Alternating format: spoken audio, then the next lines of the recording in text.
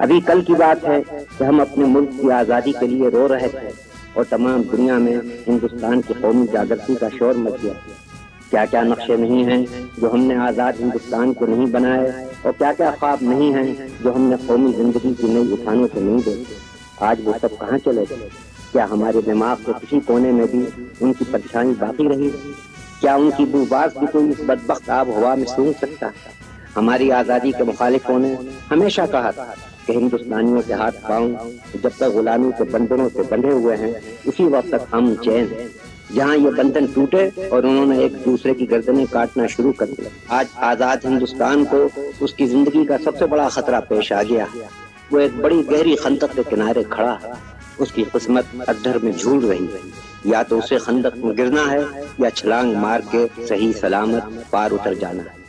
اگر ہم چاہتے ہیں کہ اپنے ملک کی آزادی کو اس خطرے سے سلامت نکال لے جائیں تو ہمیں چاہیے کہ پہلے ٹھیک طور پر سمجھ لیں کہ خطرہ کیا ہے اور پھر اس سے ملک کو بچانے کی تدبیر کریں۔ خطرہ جو آج ہمیں پیش آ گیا ہے وہ ملک کی بدامنی اور بدنظمی کا خطرہ ہے۔ بدامنی اور بدنظمی کا خطرہ آہستہ آہستہ سر اٹھا رہا ہے۔ اگر حکومت اور ملک کی پوری قوت کے ساتھ یہ خطرہ نہیں دبا دیا گیا تو کوئی نہیں کہہ سکتا کہ معاملہ کہاں جا کر تھم سکے گا۔ اگر فی الحقیقت آپ ایسی یقین کرتے ہیں تو آپ کا فرض ہے کہ اس کام کے لیے اپنی ساری قوتوں کو لگا دیجیے۔ میں پوری قوت کے ساتھ فیصلہ کر لیا ہے کہ کسی حال میں بھی بدامنی اور بدنظمی کو برداشت نہیں کرے گا، اور ہر فتنے کو جو سر اٹھائے گا آئینی ہاتھوں سے ملیا میٹ کرے گا۔ آپ کو بھی چاہیے ہر طرح کی بدامنی اور بدنظمی کو روکے۔ آپ اپنا یہ فرض کیوں کر ادا کر سکتے ہیں اس کی تفصیل میں نہیں جاؤں گا۔ اگر آپ دل کی سچی لگن کے ساتھ تیار ہو گئے ہیں تو آپ کو بتلانے کی ضرورت نہیں کہ آپ کو یہ ملک کی خدمت کیوں کر انجام دینی چاہیے۔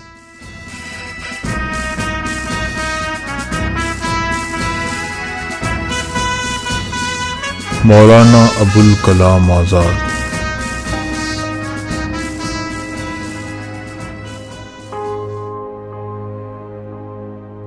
ابو کلام محی الدین احمد آزاد 11 نومبر 1888 عیسوی مکہ معظمہ میں پیدا ہوئے۔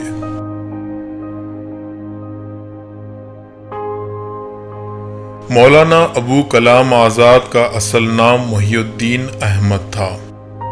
ان کے والد بزرگوار محمد خیر الدین انہیں فیروز بخت کہہ کر پکارتے تھے۔ والدہ کا تعلق مدینے سے تھا۔ سلسلہ نسب شیخ جمال الدین سے ملتا ہے جو کہ اکبر اعظم کے عہد میں ہندوستان آئے اور یہیں مستقل سکونیت اختیار کر لی۔ 1857 عیسوی کی جنگ آزادی میں آزاد کے والد کو ہندوستان سے ہجرت کرنا پڑی۔ کئی سال عرب میں رہے۔ مولانا کا بچپن مکہ معظمہ اور مدینے میں گزرا۔ ابتدائی تعلیم والد سے حاصل کی۔ جامع ازہر مصر چلے گئے۔ 14 سال کی عمر میں علوم مشرقی کا تمام نصاب مکمل کر لیا تھا۔ مولانا کی ذہنی صلاحیتوں کا اندازہ اس سے ہوتا ہے کہ انہوں نے 15 سال کی عمر میں ماہوار جریدہ لسان صدق جاری کیا، جس کی مولانا الطاف حسین حالی نے بھی بڑی تعریف کی۔ 1914 عیسوی میں الہلال نکالا۔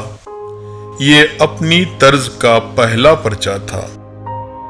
ترقی پسند سیاسی تخلیات اور عقل پر پوری اترنے والی مذہبی ہدایات کا گہوارہ اور بلند پایا سنجیدہ ادب کا نمونہ تھا۔ مولانا بیک وقت عمدہ انشا پرواز، جادو بیان خطیب، بے مثال صحافی اور ایک بہترین مفسر تھے۔ اگرچہ مولانا سیاسی مسلک میں کانگریس کے ہمنوا تھے، لیکن ان کے دل میں مسلمانوں کا درد ضرور تھا۔ یہی وجہ تھی کہ تقسیم کے بعد جب مسلم یونیورسٹی علی گڑھ کی وقار کو صدمہ پہنچنے کا اندیشہ ہوا تو مولانا آگے بڑھے اور اس کی وقار کو ٹھیس پہنچنے سے بچا لیا۔ آپ آزاد ہندوستان کے پہلے وزیر تعلیم تھے۔ 22 فروری 1958 عیسوی کو انتقال ہوا۔